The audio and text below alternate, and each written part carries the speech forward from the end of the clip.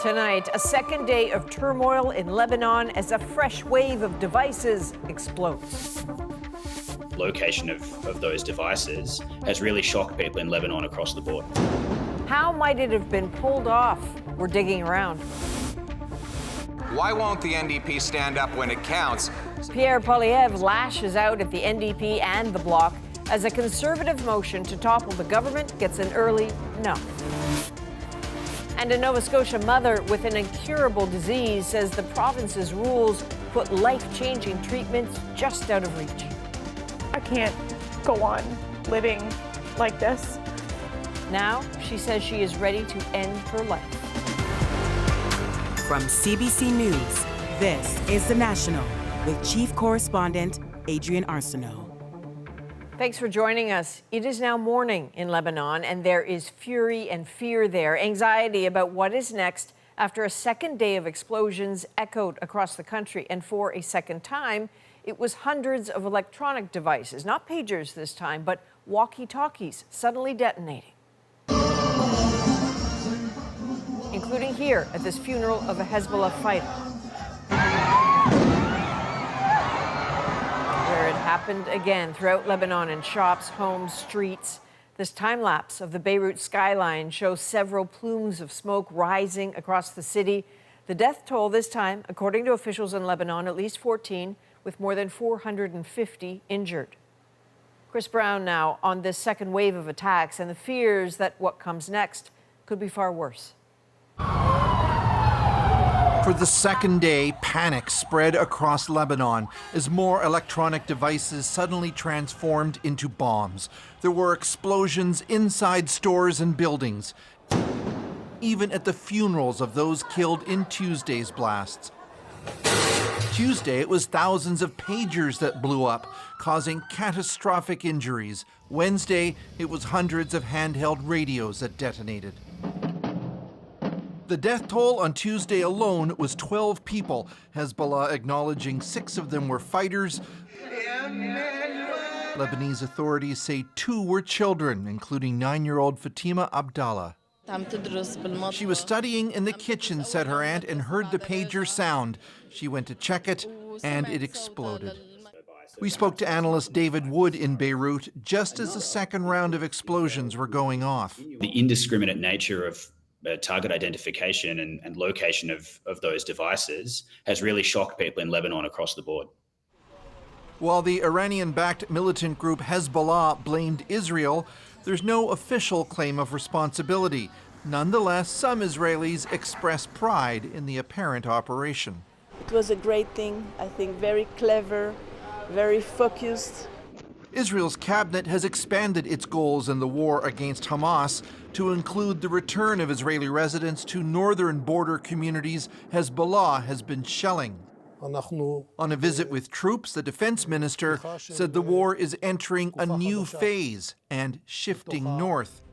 Hezbollah has said when Israel's attacks on Gaza end, it will stop as well. But for the Middle East's most powerful militia, having its communications utterly compromised is a major tactical setback. I think Hezbollah has withstood very severe attacks in the past, and it's not necessarily going to demoralize its supporters.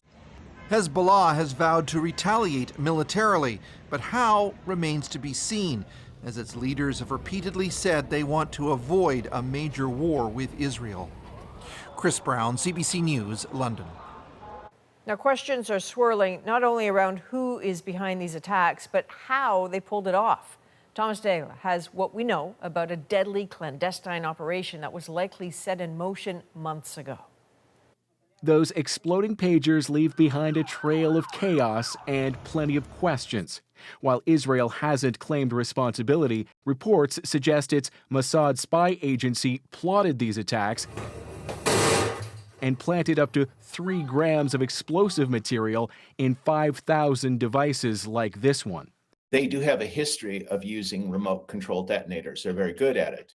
Indeed, Israel once detonated a cell phone bomb to kill its then most wanted man in Gaza, known as the Engineer. But the size of the operation targeting Hezbollah, first with pagers and now with walkie-talkies, would exceed anything seen before. What immediately came to mind was that the Israelis were able to compromise the supply chain of Hezbollah. The Iran-backed militant group ordered all new devices earlier this year. Experts suspect Israel found a way to send a code triggering a secret booby-trapped component. We can look at every stage of the chain and think about who can get compromised, whether it's the battery manufacturer, whether it's the assembly facility, whether it's the shipping. Those radios were marked Made in Japan, and the pagers bear the name Gold Apollo, a Taiwanese tech firm that was quick to do some explaining. The company's president says it licenses its brand to a Hungarian-based supplier, but that government insists the devices have never been in Hungary. We can track pretty much everything everywhere, right? So we should be able to point the exact location and place where this hardware modification happened. Except if it was done covertly like this, when U.S. intelligence was shown to have routinely intercepted packages installing surveillance gear in routers shipped overseas. And as for Hezbollah now, you have no idea what else they got into. So you are not feeling secure with any of your gear. Although Israel has not claimed responsibility, experts are saying there are very few other actors who would have the capacity to carry this out not just once, but twice now, Adrian. So you can bet at this point that Hezbollah are sort of frantically trying to pinpoint where the next threat's coming from. Yeah, and some of its militants reportedly felt their pagers heating up before they blew up, and that's leading some experts to wonder whether the battery was rigged. I looked at the tech specifications for those pagers today, and indeed, they had rechargeable lithium batteries. So yes, you can imagine Hezbollah is going to be looking at all the remnants trying to figure out what happened here. Okay, Thomas Segg, thanks for staying on this. You're welcome. Turning now to Ottawa, where the Conservatives' attempt to topple the government next week now looks poised to fail. The Bloc Québécois says it won't back Pierre Poilievre's non-confidence motion. Rafi Boudjikanian now on this lifeline for the Liberals and why it could be costly.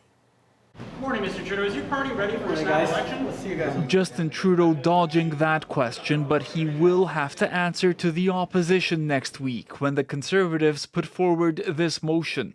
The House has no confidence in the Prime Minister and the government. That move could force an election, but Pierre Poilievre needs the support of both the NDP and the Bloc Québécois. Donc la réponse, c'est non. Already, the Bloc says it won't play ball, putting its leader in the Conservatives' crosshairs. The Bloc is going to keep the costliest and most centralizing Prime Minister in history in power, Poilievre said. He then targeted the NDP. Why won't the NDP stand up when it counts so that we can end this costly coalition? We see that the leader of the opposition enjoys his political games, enjoys chasing after his own political interests. All this comes after a prolonged Liberal losing streak, 2 seats lost in by-elections, including a historically safe Montreal riding that went Bloc just this week. Now another blow. Sources say a key cabinet minister and organizer in Quebec, Pablo Rodriguez, is leaving those functions to run for the leadership of that province's Liberal Party. That announcement expected to come tomorrow. His future is for him to speak about. I can speak confidently to the fact that any decision taken by Pablo Rodriguez currently has absolutely nothing to do with the results in La Salle-Marne. While the Liberals are expected to survive the confidence vote, the Bloc is already hinting it wants concessions in exchange for its support. The NDP still non-committal, which creates a tough balancing act if the Prime Minister wants to avoid an early election. Rafi Boudjikanian, CBC News, Ottawa. Conservative leader Pierre Poilievre is facing criticism from some MPs for one of his repeated attacks on NDP leader Jagmeet Singh. Poilievre claims Singh is putting his pension before the country. Ashley Burke shows us the reaction tonight. Pierre Poilievre's not talking about his pension. Are they going to sell out again? But he's happy to talk about Jagmeet Singh's. He wanted his pension. For weeks, Poilievre's alleged Singh's only in it for the money, that he's propping up the Liberal minority government just long enough to qualify for his MP pension. Stop being sellout Singh. Put the people ahead of your pension. Even releasing ads to drive that claim home. Jagmeet Singh, he gets his pension. Trudeau gets power. CBC News asked this expert to crunch the numbers. He found Poilievre's the opposition leader who stands to earn the most when he retires. His pension is like 3.5 times in present value terms as compared to that of Jagbit Singh. The estimate suggests that as of this year, Poilievre could make more than $230,000 annually from his pension once he turns 65. That's the same amount the Prime Minister could make at 67, when his PM pension kicks in too. If Singh qualifies, he could make more than $66,000 a year at 65. The main reason why Mr. Poilievre's pension would be around 3.5 times larger is because he has about 3.5 times as much service. What do you think? More than a dozen Conservative MPs weren't talking. I'm late for a meeting, thanks. No comment. But Liberals were. What Mr. Poilievre has tried to do with Mr. Singh's pension is pretty despicable. Mr. Poilievre is the ultimate hypocrite. A spokesperson for Poilievre says he voted in the past to cut politicians' pensions, including his own, and that he never tried to keep a government in power to qualify or grow his own pension. Singh says he hasn't either. It's another tired old lie that Pierre Poilievre likes to say. The leader of the Green Party, who qualifies for more than $70,000 annual pension when she retires, says it's wrong that Poilievre politicized these pensions at all and calls it a slippery slope that she thinks he'll regret. Ashley Burke, CBC News, Ottawa. For the second time this year, the Liberal government is announcing plans to cut back on student visas. So simply put, the international student cap is here to stay. Ottawa's new target takes effect in 2025 and continues through 2026. The limit each year will be 437,000 permits. That is a 10% reduction from 2024. This change comes after accusations earlier this year that some institutions are using international students to pad their profits. But the government has also faced scrutiny about how its immigration policies have impacted the housing crisis. Well, in Montreal tonight, 2 people faced drug trafficking charges in connection with the death of a teen. He bought the fatal dose online. He thought he was taking oxycodone. As Alison Northcott shows us, it was something far stronger. I don't want to. People live this. At the Montreal courthouse, Christian Boivin has a message for other parents. It's too late for Mathis, but not yours, kid. His 15-year-old son died from a drug overdose in his home last year after taking an opioid stronger than fentanyl he bought online.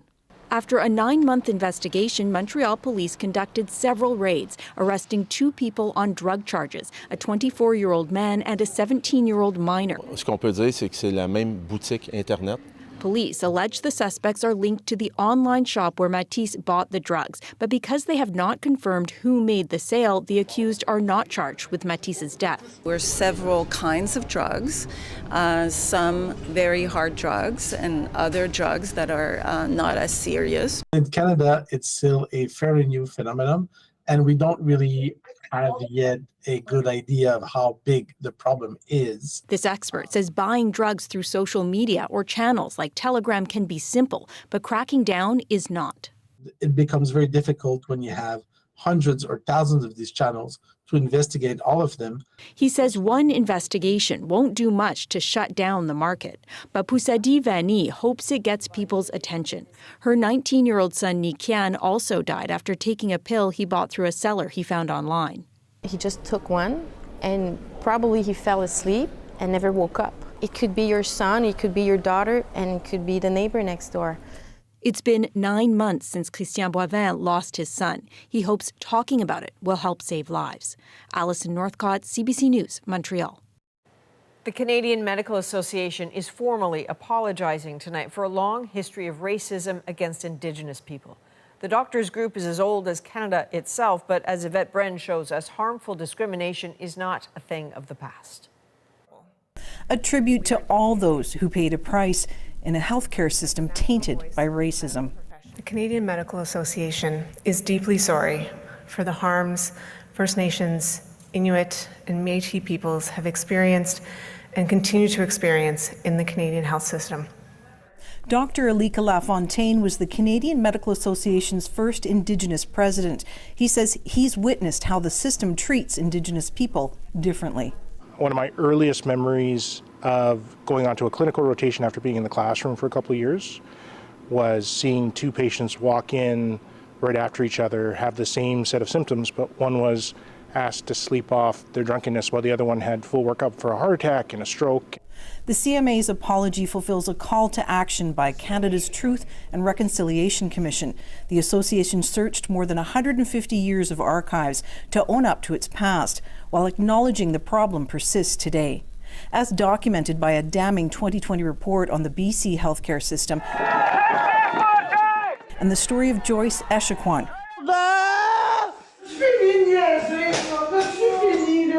who live-streamed the verbal abuse of hospital workers as she lay dying nearly 4 years ago. Racist healthcare also evident in forced sterilizations and segregated hospitals. I'm hopeful that doctors will start to see Indigenous people as human beings and go past just as a client that walks into their office. Joyce Echaquan's cousin says people have lost trust. She says an apology is hard to accept. The CMA promises it's just a first step. Yvette Brand, CBC News, Victoria. Disgraced film producer Harvey Weinstein has pleaded not guilty to a new criminal sex charge. Weinstein is accused of forcibly engaging in sexual conduct with a woman in 2006. He's also set to be retried for sexual misconduct charges after his 2020 conviction was overturned this April. Prosecutors want to add this new charge to that trial, which could begin in January. Now, if you are a fan of any major Toronto sports team, heads up, because there's been a seismic shift on the ownership front. I think it could be beneficial, but they got to bring the championships. That's what fans want to see. What Rogers' big takeover could mean for fans, next. Plus, in a crucial battleground state, momentum for Kamala Harris. I have 4 grandkids, and their future's on the line. Why Democrats have high hopes in North Carolina. Katie Simpson hits the road and the campaign trail. And later, it wasn't what he was expecting to find in the garage. I worked my best 40-yard dash going the other way. The man, the bear, and the big surprise caught on camera. We're back in 2.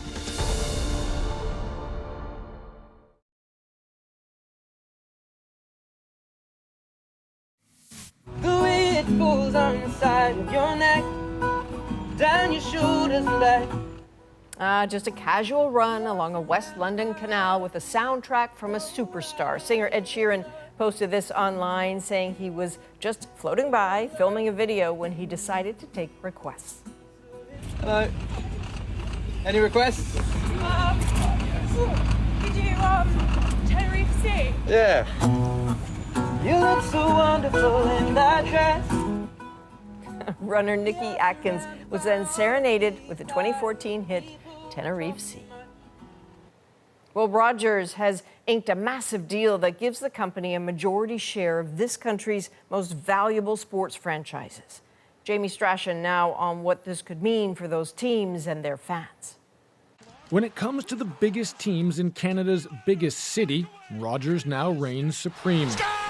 Whether it's on the ice, the field, the pitch, or the diamond, Rogers' $4.7 billion deal to buy Bell's stake in Maple Leaf Sports and Entertainment caught many by surprise. I mean, I found this out probably 10 minutes ago, so I don't know. The deal breaks up two rivals that shared ownership of some of Canada's most storied franchises.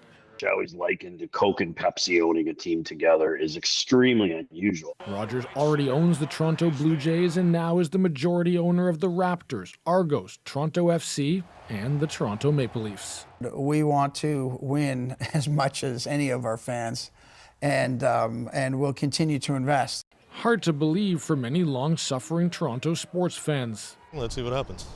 I think it could be beneficial, but they got to bring the championships. That's what fans want to see. Part of that hesitation, while Rogers could spend freely on the Raptors, there's a salary cap in the NHL, and the communications giant has never been one of the top spenders in baseball. in sports, owners' objectives is not necessarily the same as the fans' objectives. The owners, in this case now Rogers, want content. They want profits. They don't necessarily want championships. As part of the deal, Bell will still broadcast some Leaf and Raptor games on TSN, but with streaming channels already buying into live sports, some speculate MLSE could soon move further in that direction. Rogers might be able to have a little bit more leverage than without Bell at the table and having to come up with some joint arrangement. But I think it's going to ultimately weaken the traditional media rights groups. The future is still uncertain, and the deal still needs approval. But unless there's an unforeseen hurdle, there's a new king at the top of the mountain. Jamie Strachan, CBC News, Toronto. Well, Tupperware has filed for bankruptcy protection while declaring more than $1.2 billion worth of debt. So the company is now seeking court approval for a sale, but it plans to continue operating during that process. First founded in 1946, Tupperware helped revolutionize food storage containers. However, sales have been on the decline for several years. A record-breaking wildfire season is forcing people from their homes and causing economic upheaval across South America. I have been sick for almost 2 weeks with respiratory problems. Why experts are warning more needs to be done to fight them. Plus, could a Republican-friendly state be swinging towards Kamala Harris? It's just the energy, the passion, and the way that she brings in a new generation. Katie Simpson is talking to voters in North Carolina. And a Halifax woman's fight for medical treatment for a painful and debilitating condition. I think probably most people looking at me would not think that I'm as sick as I am. Why she's now applying for a medically assisted death. The National breaks down the stories shaping our world. Next.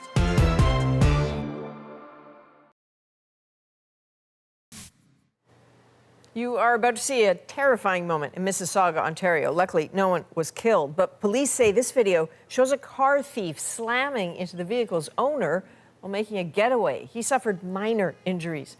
Investigators say the suspect posed as a prospective buyer after the car was put up for sale. They're now looking for information leading to her and any accomplices. In South America, a deadly record-breaking year of wildfires is still raging. Fires are decimating forests and wetlands and upending people's lives.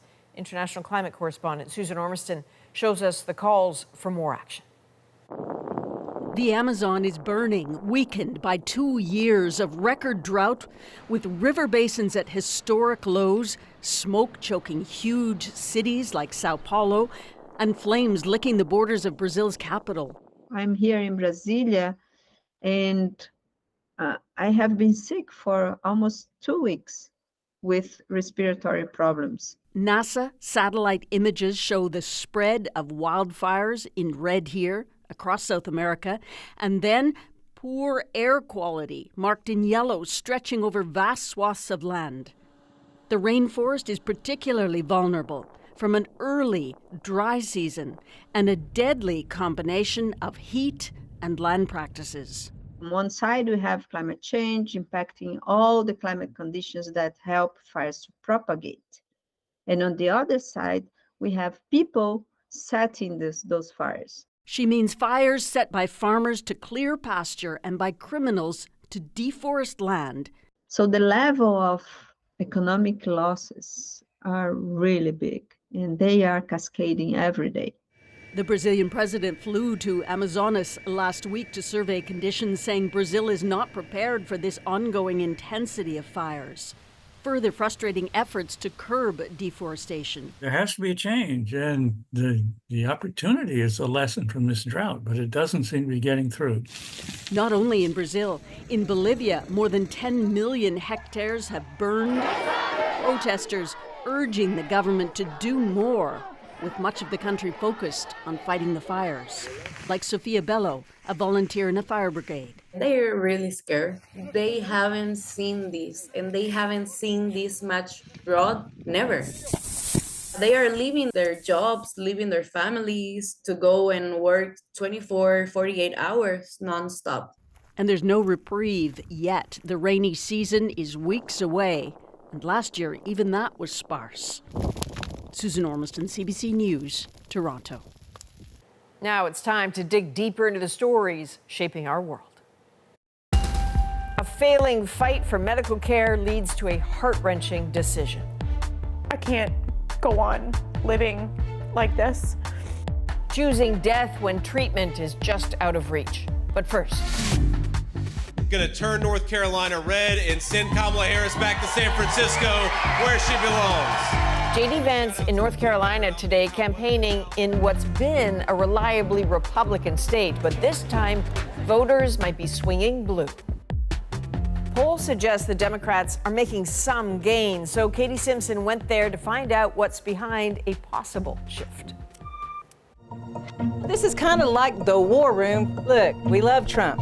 I'm calling from the Buncombe County Democrats. Battleground, North Carolina, one of the tightest races in the country. If she can win North Carolina, she will definitely win the presidency. There is hope. There's a twinkle. She's not gonna get the vote. She can't get the vote. It's sad. We're taking care of everybody else but ourselves. This is Republican territory. I want a strong leader in the White House, and that is Donald Trump. But with the entry of Kamala Harris, her unexpected surge in support, it's giving Democrats hope. They're about to hit a high note. I feel proud. I feel really excited. I think it's awesome. Kamala Harris chose North Carolina for her first major rally after the debate, and it's a really big deal. These kinds of events get people excited to vote. I saw a lot of joy. I saw a lot of enthusiasm. Kamala 2024, 25. Rock on. Harris and Trump both see paths to victory through this state. Momentum, though, seems to be with Democrats, who have a few new reasons to be excited. We're on our way to a city called Asheville, and it is a super interesting place. It's the only major city in the western rural part of the state. And over the past 10 or 15 years or so, the population has really exploded. Because of that, Democrats think they see an opportunity. Asheville's music and art scene is considered pretty hip. Anytime you need me, baby. It's a draw for progressives, including thousands of people moving from out of state. The kind of place where you find a spontaneous conga line on a Sunday night. And by Monday, Democrats are working the phones. Let me tell you a little bit about this particular phone bank. In this community, Democrats are noticing a jump in support. Describe the change you've seen now that Kamala Harris is the candidate. Oh, it's electric. It's electric. You know, we would have maybe 5, maybe 10 people a week call in to volunteer.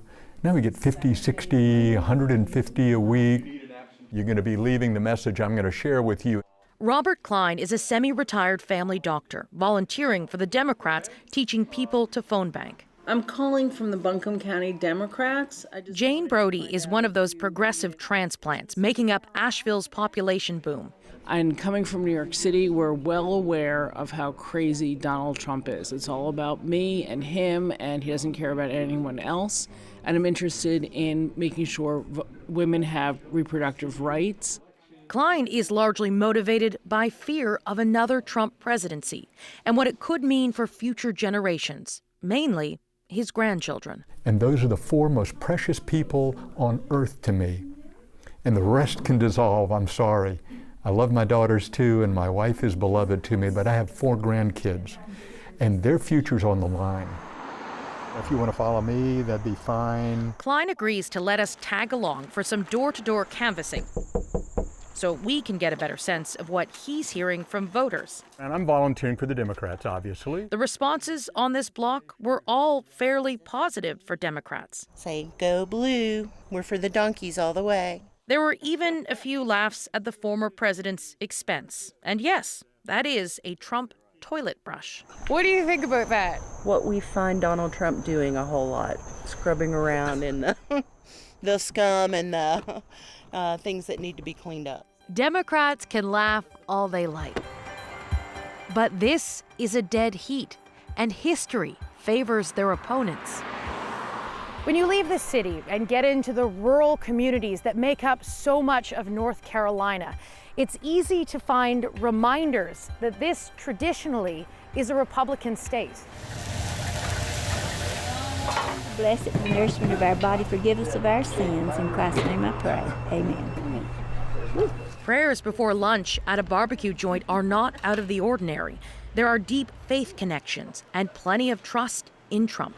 His plan for the economy and stuff, I think, is leaps and bounds better than what the Democrats have done the last 3.5 years. When he was in, things were so much better than they are now.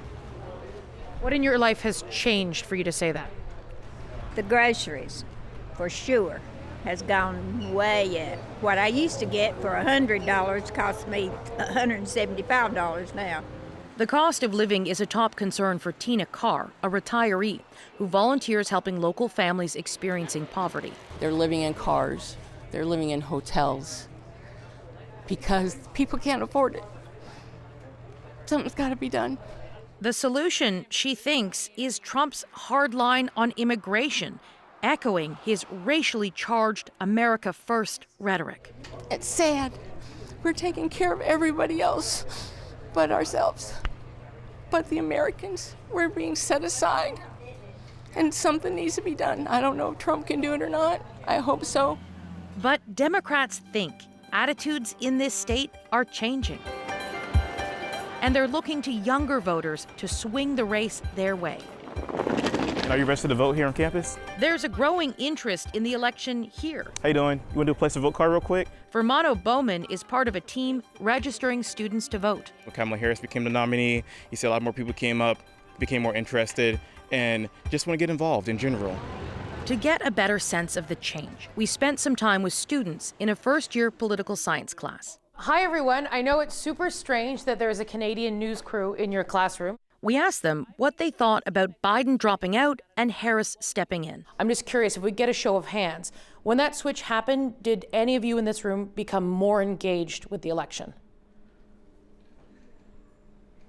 So that's a pretty significant number.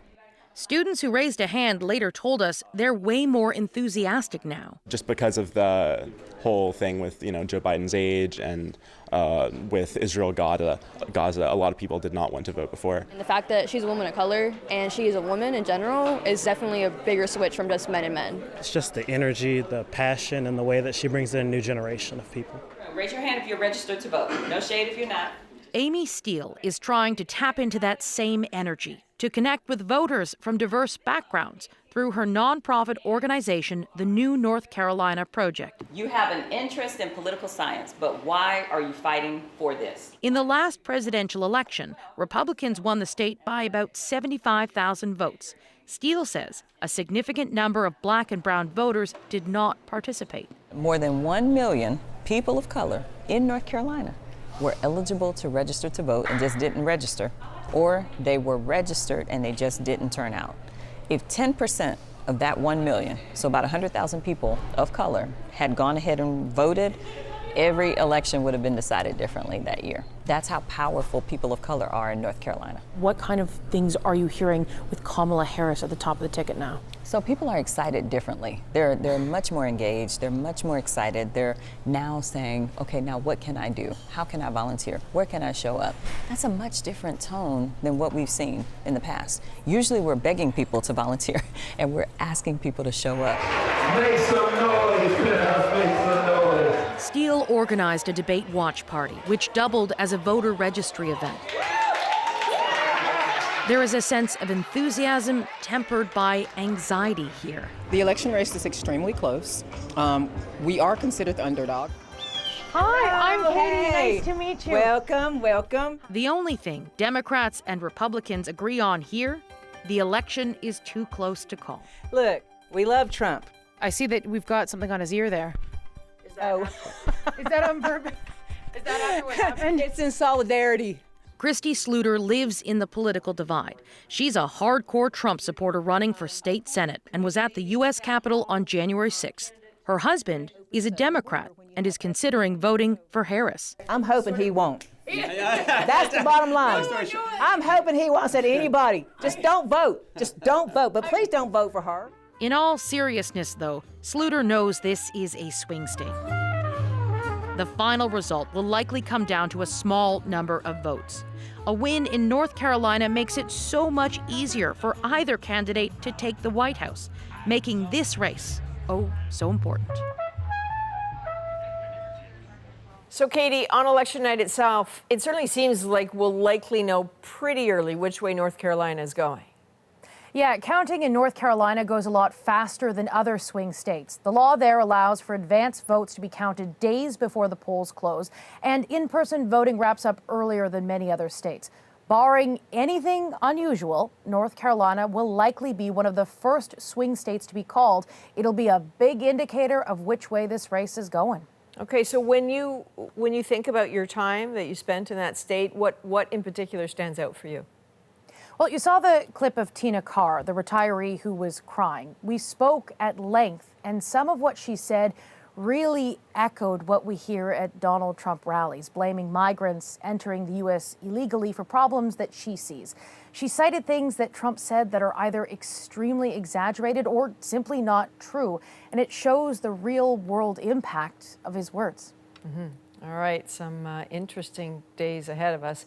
Katie Simpson in Washington. Coming up, a Nova Scotia woman takes an agonizing step in her fight for medical care. My experience has been just utterly demoralizing. Why the province won't cover her for the treatment she needs. That's next on The Breakdown.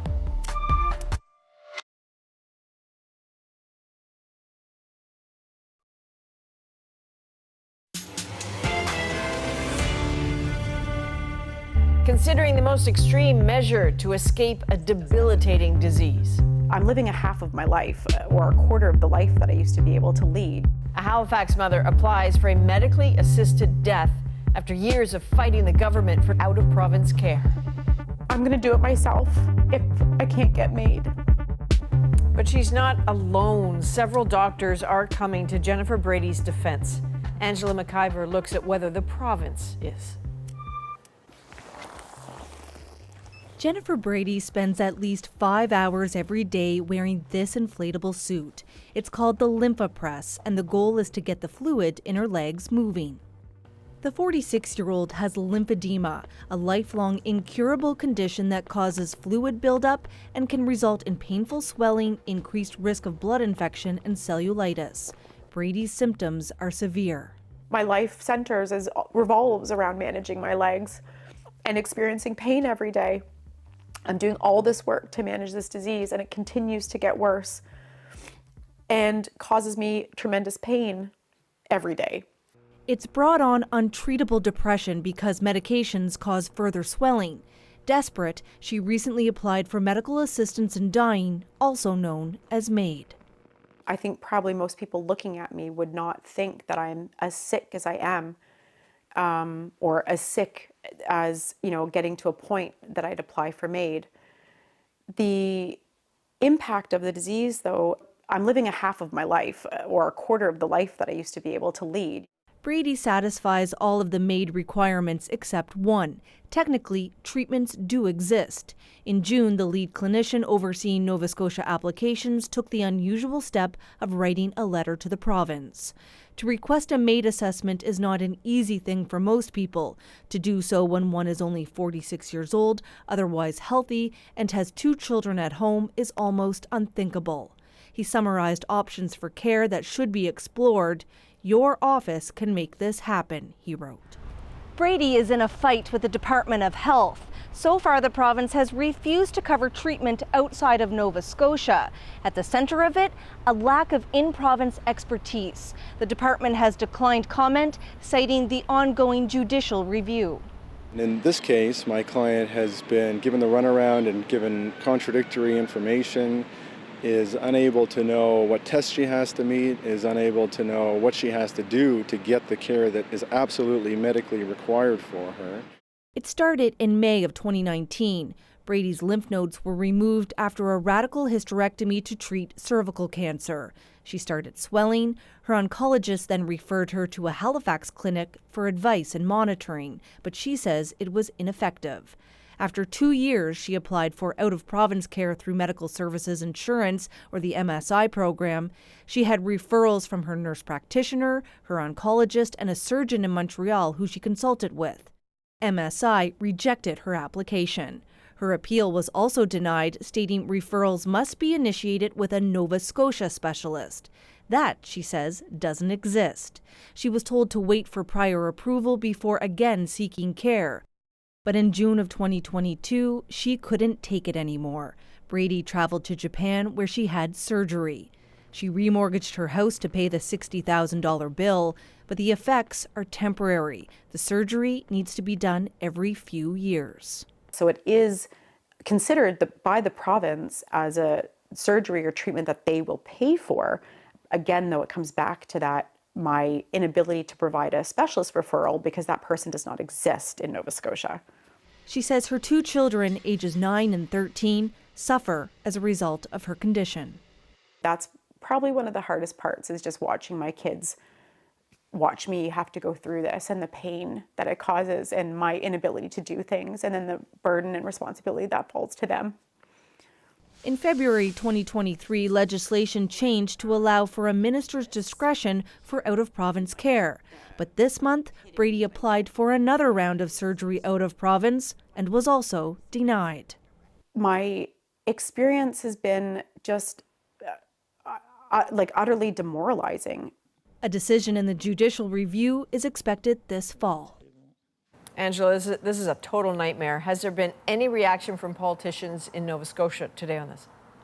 Well, we did ask both the Premier and the Health Minister at Province House today if they're reconsidering Jennifer Brady's case. The Premier says he doesn't know enough about it and deferred to the Minister. The Minister says she can't speak to it, citing privacy reasons. But she did keep pushing the fact that if people want health care outside of the province, they need pre-approval first, and that they should get information from the department first on the proper channels. Okay, so if those are the rules, were you able to establish if Jennifer did contact the health department before making the applications?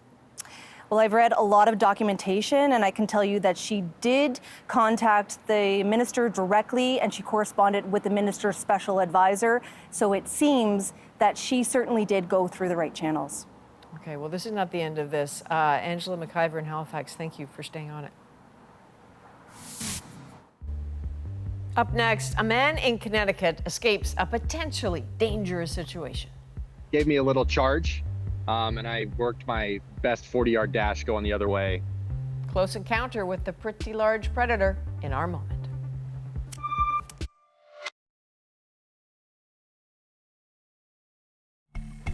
Well, this black bear looks pretty content, munching away on trash, but shortly before this moment, it caused quite a panic for a worker in Connecticut who stumbled upon it lurking in a garage. So luckily, no one got hurt, and after a brief scare, he carried on with his day. Tonight, his brush with the bear makes our moment.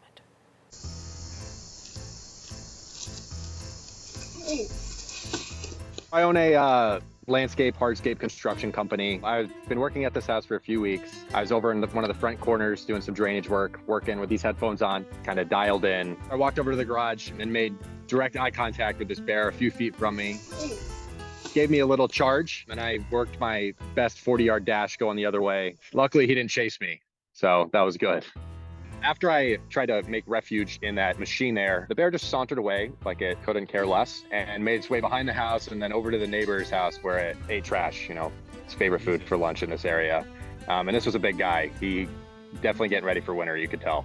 And most of my friends are, of course, happy I'm all right, but find my run very comical. I was definitely thinking, don't run from bears, don't run from bears, don't run from bears. And I was running from the bear and it was too late. Hopefully I don't have to get that close again. Don't run from bears. How do you not run from that? The best advice he said he got was from his dad, who said, no more with the headphones, take them off. From all of us at The National, thank you for being with us. You can watch anywhere, anytime, on the free CBC News app and subscribe to the National's YouTube channel. I'm Adrienne Arsenault.